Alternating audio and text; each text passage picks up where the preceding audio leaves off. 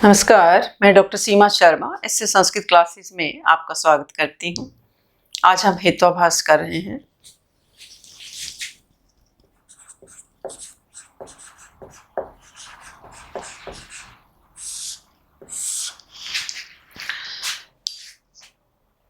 अनुमान जब हम पढ़ रहे थे तो उसमें हमने स्वार्थ अनुमान और प्रार्थ अनुमान की बात की।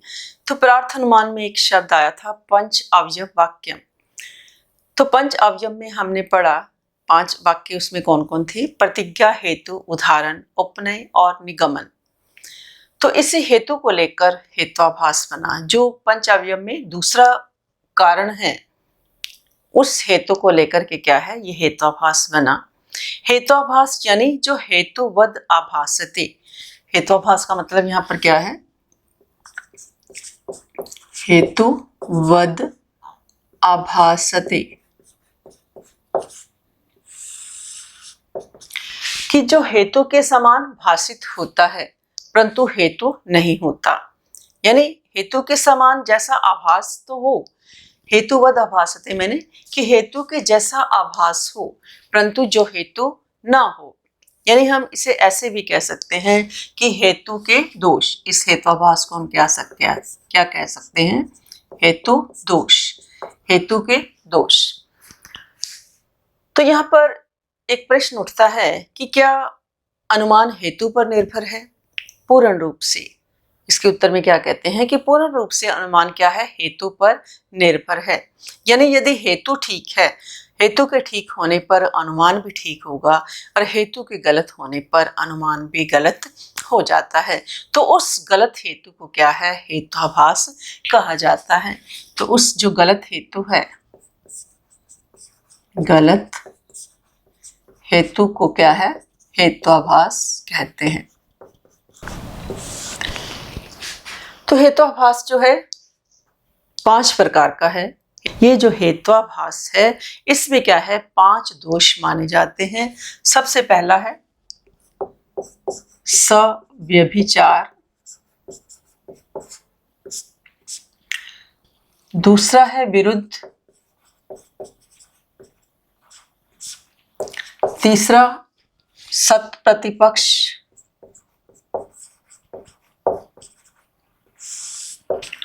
और चौथा है असिद्ध, और 5वां है बाधित। तो 5वां है बाधित। तो ऐसे संस्कृत चैनल पर यदि आप नए हैं तो चैनल को लाइक करें, सब्सक्राइब करें और शेयर भी करें। और यदि आप कुछ सर्च करना चाहते हैं, जैसे आज हम हेत्वाभास कर रहे हैं, तो हेत्वाभास के साथ आप ऐसे संस्कृत लिखेंगे, तर्क संग्रह के साथ आप ऐसे संस्कृत लिखेंगे तो पूरा चैनल आप देख सकते हैं। इसी प्रकार प्लेलिस्ट में भी जाकर के जो आप देख सकते हैं, तथा कम्युनिटी में भी मैं पोस्ट डालती हूँ, उनको भी आप चेक करें और उनके जवाब भी दें। तो हेत्वाभास जो है 5 प्रकार के, हेतु में जो है 5 प्रकार के दोष होते हैं। तो 5 दोष माने गए हैं: सव्यभिचार, विरुद्ध, सत प्रतिपक्ष, असिद्ध और बाधित। पहला हम करते हैं सव्यभिचार। तो सव्यभिचारो, सव्यभिचारो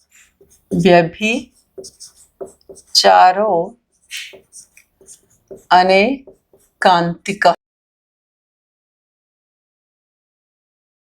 सव्यभिचारो अनेकांतिक, अनेकांतिक। तो सव्यभिचार क्या है? अनेकांतिक होता है। तो सव्यभिचार क्या है? व्यभिचार माने दोष और सव्यभिचार माने दोषयुक्त। तो सव्यभिचार का अर्थ क्या है? दोषयुक्त। एकांतिक माने कि एक जगह पर रहना, अनेकांतिक माने हर जगह रहना। तो व्यभिचार का अर्थ क्या है? दोषयुक्त। और अनेकांतिक का अर्थ क्या है? सर्वत्र। सव्यभिचार के 3 भेद हैं। पहला साधारण, दूसरा असाधारण और तीसरा अनुपसंहारी।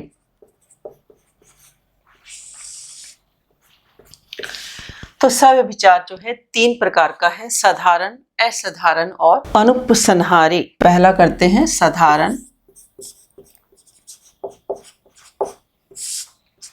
इसकी क्या परिभाषा है? साध्य, साध्या अभाव वद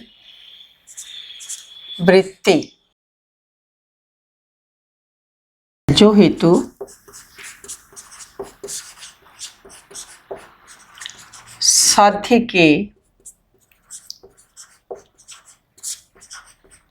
अभाव वाले पदार्थ में रहता है, कि जो हेतु साध्य के अभाव वाले पदार्थ में रहता है। पक्ष, सपक्ष और विपक्ष, इन तीनों में जो रहे वो क्या होता है? साधारण सव्यभिचार होता है। जो हेतु क्या है? अग्नि के अभाव वाले पदार्थ यानी तालाब में रहता है। तो हेतु क्या है? धूम। जो हेतु क्या है? धूम। यानी धूम क्या है? कि अग्नि के अभाव वाले, साध्य क्या है? अग्नि है। हेतु जो है साध्य उस अग्नि के अभाव वाले, अग्नि का अभाव वाला पदार्थ क्या है? तालाब। उस तालाब में रहता है। यानी पक्ष, सपक्ष और विपक्ष में रहता है। यानी पक्ष में कैसे रहता है? संदिग्ध रूप में रहता है। पक्ष में कैसे रहता है? संदिग्ध रूप में।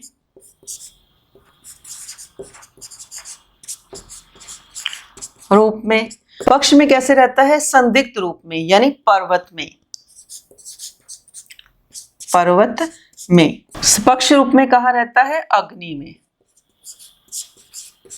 और विपक्ष रूप में कहाँ रहता है? तालाब में। पक्ष रूप में कहाँ रहता है? संदिग्ध रूप में पर्वत में, सपक्ष में अग्नि में और विपक्ष रूप में तालाब में रहता है। तो यह सब जगह रहने से क्या है? साधारण हेत्वाभास है। तो दूसरा है असाधारण।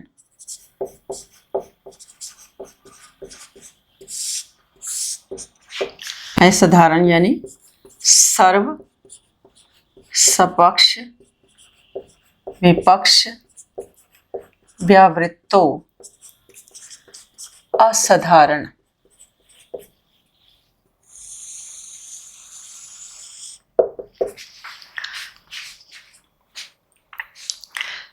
सर्व, सपक्ष, विपक्ष, व्यावृत्तो असाधारण, अर्थात जो केवल पक्ष में रहे, ना सपक्ष में रहे ना विपक्ष में, केवल किस में रहे?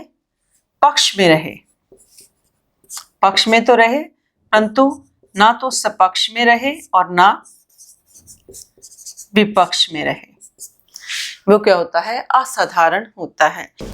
असाधारण यानी निश्चित रूप से होने वाला। असाधारण का मतलब ये क्या है? कि निश्चित रूप से होने वाला। जो हेतु केवल पक्ष में रहे, सपक्ष और विपक्ष में ना रहे। इसका उदाहरण क्या देते हैं? असाधारण का यथा शब्दों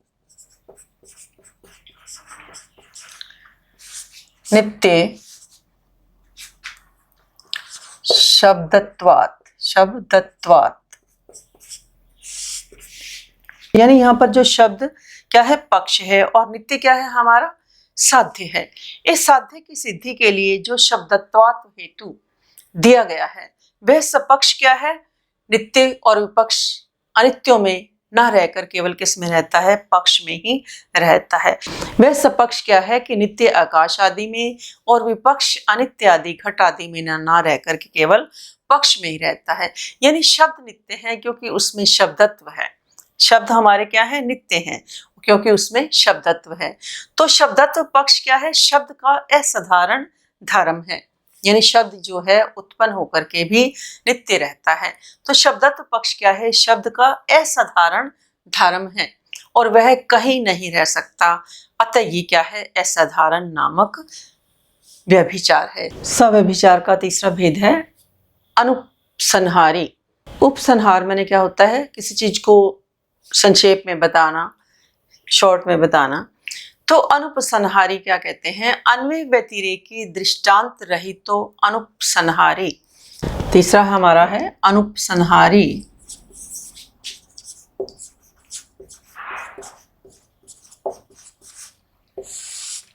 इसकी क्या परिभाषा देते हैं? अन्वय व्यतिरेकी दृष्टांत रहितो अनुपसंहारी।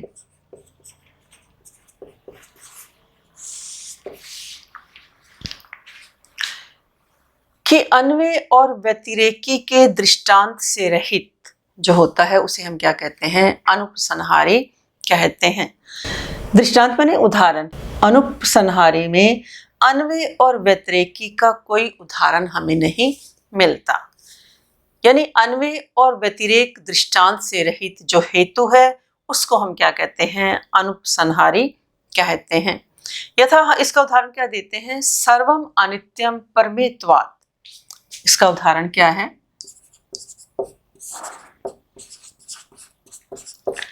सर्वम अनित्यम परमेत्वात्। तो यहां पर परमेत्वात् क्या है? व्याप्य है। और ये अनित्यम क्या है? व्यापक है।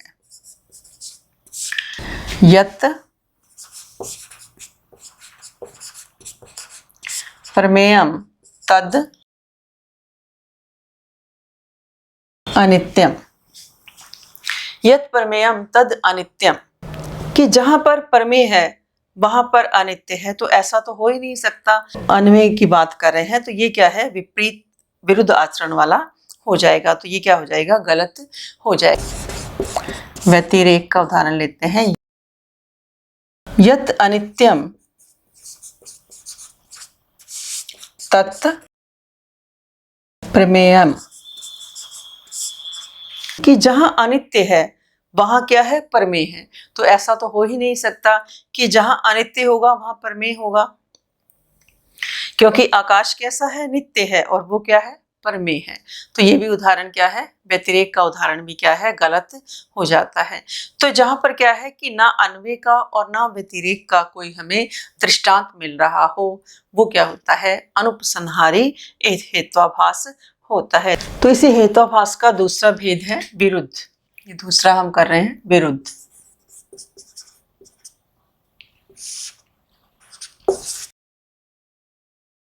साध्य अभाव व्याप्तो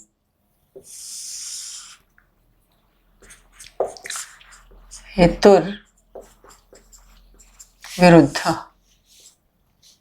साध्य अभाव व्याप्तो हेतुर विरुद्ध। कि साध्य के अभाव से व्याप्त सिद्ध हेतु को विरुद्ध हेत्वाभास कहते हैं। इसका उदाहरण क्या देते हैं? शब्दों नित्य कृतकत्वात्। तो शब्द कैसे है? नित्य है। तो जो नित्य होगा वो क्या होगा? व्यापक होगा। और कृतकत्व क्या है? व्याप्य है। कृतकत्व क्या है हमारा? यहाँ व्याप्य है। तथा जो कृतकत्व है वो क्या है? मानो कार्य है। कार्य कैसा होता है? अनित्य होता है। कृतकत्व का मतलब यहाँ पर क्या है? कार्य। कृतकत्व माने यानी कार्य। और कार्य कैसा होता है? अनित्य होता है। कार्य जो होता है वो कैसे होता है? अनित्य होता है। यानी यहाँ पर नित्य से अनित्य कार्य को सिद्ध किया जा रहा है। तो यहाँ पर क्या है कि शब्द नित्य है, उस शब्द नित्य से क्या है? अनित्य जो कार्य है उसको क्या है? सिद्ध किया जा रहा है। तो ये क्या हो जाएगा? विरुद्ध हेत्वाभास हो जाएगा। तीसरा है हमारा सत प्रतिपक्ष।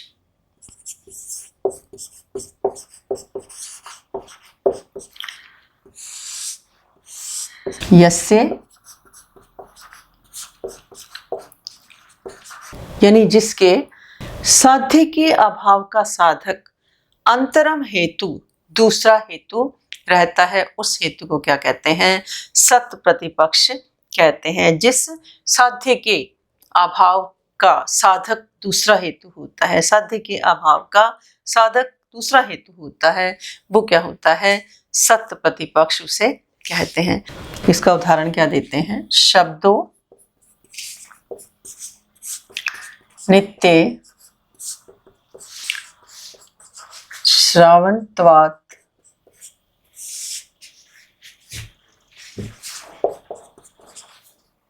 शब्दत्ववत्।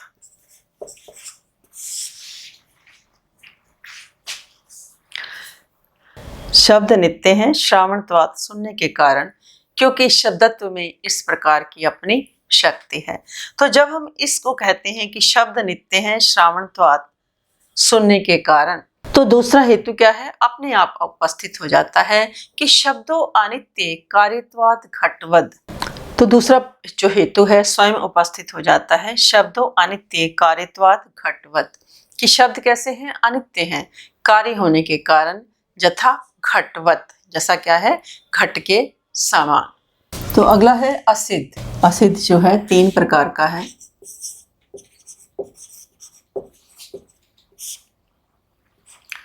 पहला आश्रय असिद्ध, दूसरा स्वरूप असिद्ध, और तीसरा व्याप्यत्व असिद्ध।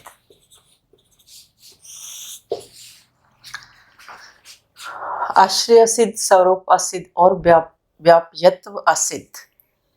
यानी पहला जो है जहां पक्ष में दोष हो, पहला क्या है कि जहां पक्ष में दोष हो, पक्ष दोष,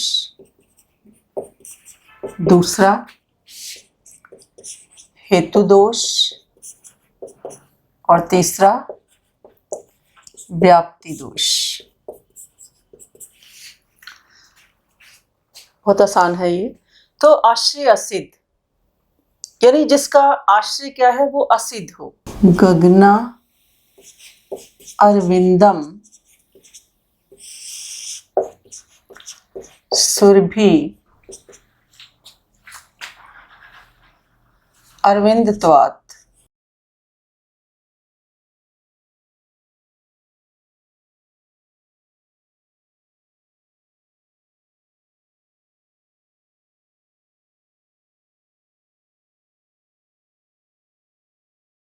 गगन अरविंदम सुरभि अरविंदत्वात्, कि आकाश का कमल सुगंधित है कमल होने के कारण। कैसे, जिस प्रकार तालाब में विकसित होने वाला कमल, आकाश में कमल तो नहीं है, फिर उसमें सुरभि का तो सवाल ही पैदा नहीं होता। तो ये क्या माना जाता है, आश्रय असिद्ध दोष माना जाता है, आश्रय असिद्ध हेत्वाभास माना जाता है। तो दूसरा है क्या है, स्वरूप असिद्ध। स्वरूप असिद्ध, स्वरूप असिद्ध का क्या उदाहरण देते हैं कि यथा शब्दों गुणश्चक्षुस्त्वात् रूपवत्, यथा जिसमें हेतु में दोष हो, इसका उदाहरण क्या देते हैं, शब्दों गुणश्चक्षुस्त्वात् रूपवत्, कि शब्द क्या है, श्रवण इंद्रिय से सुने जाने से श्रावण है, रूप के समान नेत्र से देखे जाने वाला नहीं है। तो शब्द गुण है नेत्रों के कारण, क्योंकि शब्द देखते नहीं है, शब्द, क्योंकि शब्द तो श्रवण का विषय है, तो देखता कौन है, आंखें देखती हैं, कि शब्द से गुण को देखा रूपवत सौंदर्य के समान। तो ये क्या है कि इसका भी आश्रय क्या है, स्वरूप ही असिद्ध हो जाता है, इसका क्या है, स्वरूप ही असिद्ध हो जाता है। तीसरा हम करते हैं व्याप्यत्व असिद्ध,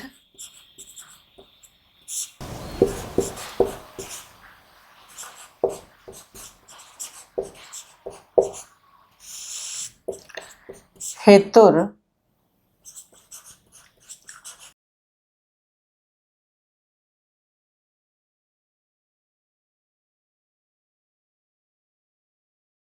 स उपाधिको हेतुर व्याप्यत्व असिद्धः। उपाधि से युक्त हेतु को व्याप्यत्व असिद्ध कहते हैं। पहले हम उपाधि को जान लेते हैं। उपाधि क्या है, साध्य व्यापकत्वे सति साधन अव्याप्यत्वे व्यापकत्वम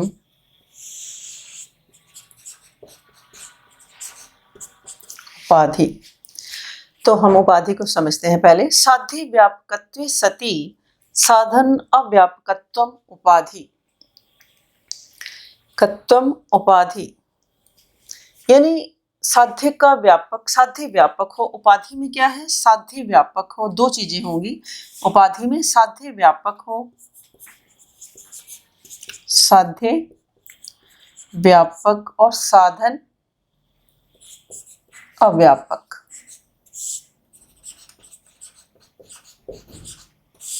साध्य व्यापक क्या है? कि जो साध्य के अधिकरण में रहने वाले अभाव का प्रतियोगी ना हो।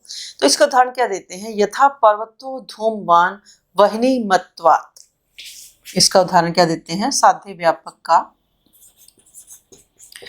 पर्वतो धूमवान वह्नि मत्वात्।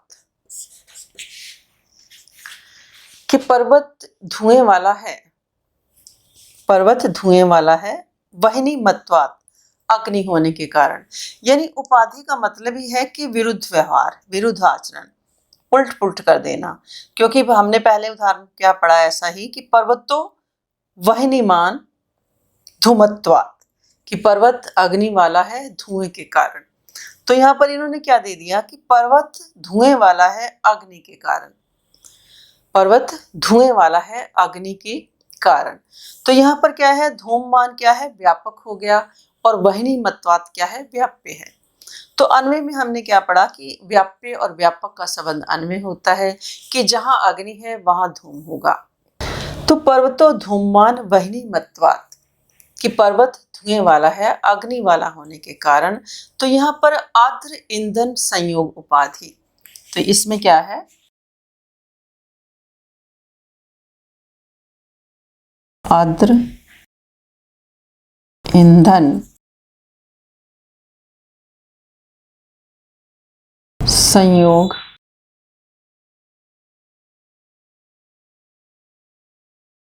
आर्द्र ईंधन संयोग उपाधि। तो यहाँ आर्द्र ईंधन संयोग क्या है? उपाधि है। यानी जहां धुआं है वहां गीले ईंधन का संयोग है। अतः ये क्या है? साध्य कैसा माना जाएगा? व्यापक साध्य माना जाएगा। ये साध्य क्या है? साध्य व्यापकत्व हुआ। ये साध्य क्या है? व्यापकत्व हुआ। और दूसरा है साधन अव्यापकत्व, साधन अव्यापकता। दूसरा है साधन की अव्यापकता, साधन अव्यापकता। साधन अव्यापकता यानी जहां पर अग्नि है वहां आर्द्र ईंधन संयोग नहीं है। यथा अयो गोलक। अयोगोलक मैंने कि गर्म लोहे का जो पिंड होता है, यथा आग से लाल गर्म लोहे के पिंड में। तो ये क्या है? साधन अव्यापकता है। ये क्या है? साधन की अव्यापकता है। तो यहाँ पर क्या है कि साध्य व्यापक और साधन अव्यापक होने से आर्द्र ईंधन संयोग क्या है? उपाधि हुआ। दोनों में क्या है कि आर्द्र ईंधन संयोग जो है, यहाँ भी आर्द्र ईंधन संयोग क्या है? उपाधि हुआ। अतः सउपाधिक होने से वह्नि मत्तत्व क्या है? व्याप्यत्व असिद्ध हेत्वाभास सिद्ध होता है। तो अगला करते हैं बाधित। अगला है हमारा पांचवा बाधित।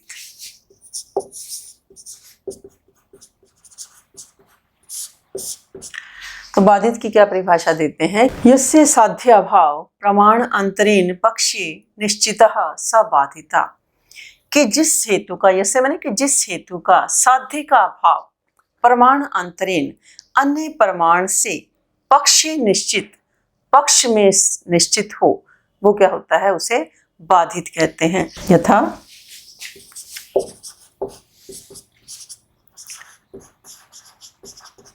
वह्नि अनुष्णो द्रव्यत्वात्। यथा वह्नि अनुष्णो द्रव्यत्वात्, यानी जब किसी ने क्या कहा कि अग्नि गर्म नहीं है द्रव्य होने के कारण, ये अग्नि का गर्म होना साध्य है और वो गर्म नहीं है, उसमें हेतु है द्रव्यत्व। परंतु जो साध्य अनुषित्व का अभाव क्या है, उष्णत्व का स्पर्श त्वक इंद्रिय से उत्पन्न प्रत्यक्ष से गृहीत होता है। यानी किसी ने अग्नि के आगे हाथ किया तो उसको गर्माहट महसूस हुई, तो अग्नि तो क्या है, गर्म है। तो अग्नि का गुण क्या है कि वो गर्म है।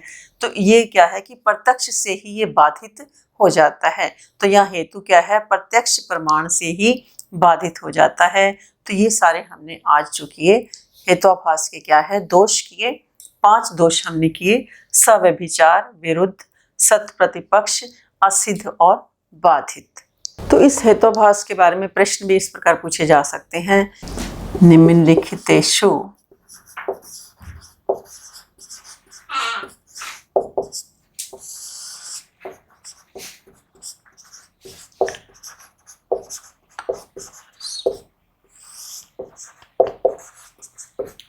इस प्रकार प्रश्न पूछे जा सकते हैं। तो ऑप्शन में वो दे देंगे असिद्ध,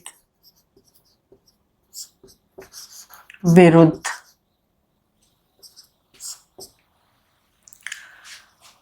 बाधित और असत प्रतिपक्ष।